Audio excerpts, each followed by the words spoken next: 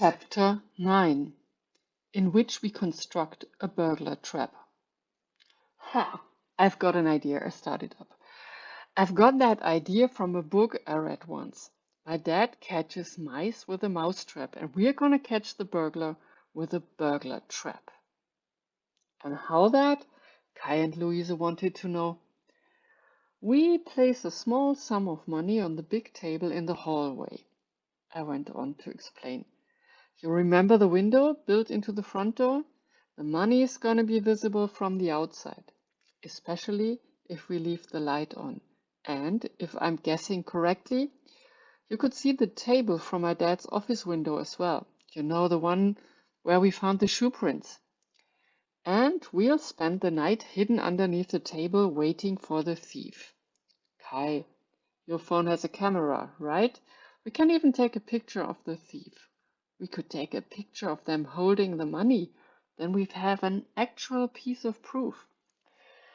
I was excited over my brilliantly thought out plan, even though I hadn't considered a few loopholes. Kai immediately noticed one of them. And where do you think we'll get the money from? Becoming a thief ourselves just to catch another thief is hardly a viable option.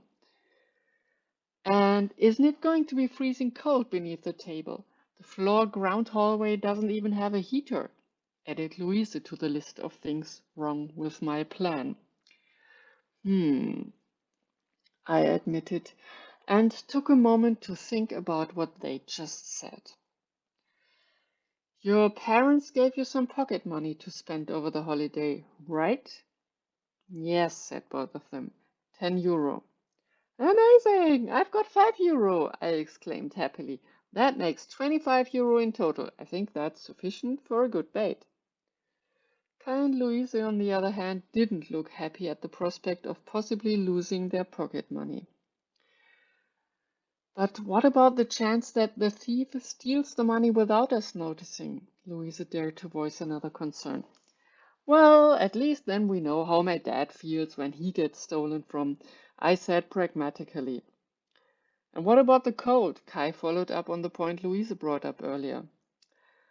Alas, I waved him off. My dad has a bunch of teenagers, former confirmants from his old parish, that visit him every other holiday. He keeps a bunch of blankets and suitcase mattresses in a closet just for when they sleep over at the parsonage. Don't worry about the code. The table is big enough for all of us, plus a lot of blankets to fit underneath comfortably. That was it with our planning session for the day, even though we hadn't completely discarded our plan to visit suspects, each of our subjects, individually. We carefully folded the list containing the names, and Kai put it into his pants pocket for the time being, in case we needed it in the future. We put the Lego bricks and the nearly finished layouts of the parsonage's 4 stories back into my room. Then we examined the table and took inventory of the aforementioned closet, checking if it really contained enough material to keep us warm for the night, and consecutively finding out that it held enough blankets and mattresses to house an entire school class.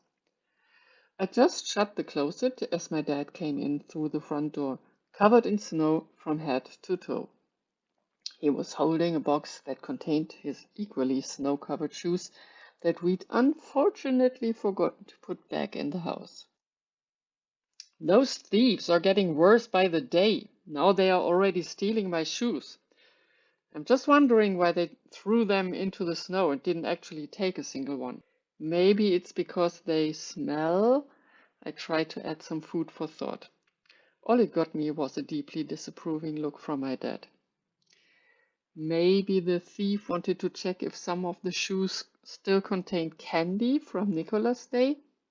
Louise, bless her, directed my dad's attention away from me. But he didn't find any, I went along with her train of thought, because you'd already eaten all of it. Or, continued Kai, he hoped that you hadn't put money stockings inside of them. And didn't find anything either. I tried to get back into my father's good graces, since you'd rather donate the money instead of saving up inside of your shoes. My dad grumbled something to himself and gave us another disbelieving look. In that moment, I was certain that if he, too, was making a mental list of suspects that could have thrown his shoes into the snow, our three names would be standing at the very top of it, underlined and in red and all that. Though he seemed to be significantly less enthusiastic about playing detective than us and just put his shoes into the boiler room to dry. The same place he was also hanging up his wet clothes, including his socks. "Do you already know where you want to sleep?" he asked later, this time in dry clothes and in a much less aggravated mood.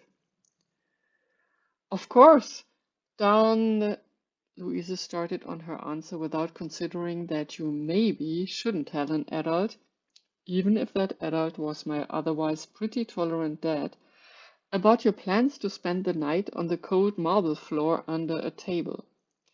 Kai gave her a little push to keep her from divulging our super secret plan, and I started talking very quickly in an attempt to distract my dad from her blunder.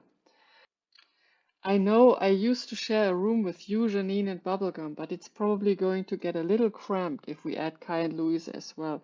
I thought Kai could take the guest room near the balcony, whereas Louisa and I could share the room with the bunk beds, you know, the one that's usually reserved for the teenagers from your old parish."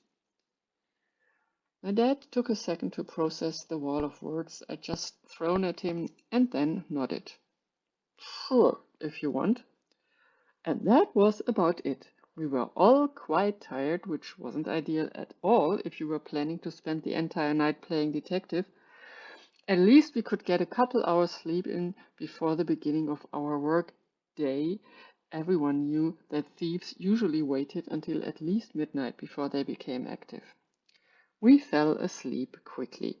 It only took maybe an hour of giggling with Louise, 3 to 4 short visits from Kai, and 4 to 5 reprimands from Dad to shut up for the night, until all of us were fast asleep in our beds. I woke up to someone violently pulling my hair in the dark. After the initial panicked thought of, oh no, the thief saw my luscious long hair and decided to cut it off in the middle of the night to sell it to the highest bidding wig makers. I saw a small light of Louise's phone display light up and illuminate her and Kai. "Come on! It's already 1 a.m. We need to get down." We'd already put the 3 banknotes, our designated baits, into a small Easter basket that we just needed to take along. This was easier said than done. I could barely stand, much less hold an entire basket after being woken so abruptly. No, getting up in the middle of the night to catch burglars was most certainly not a favorite hobby of mine. Yet.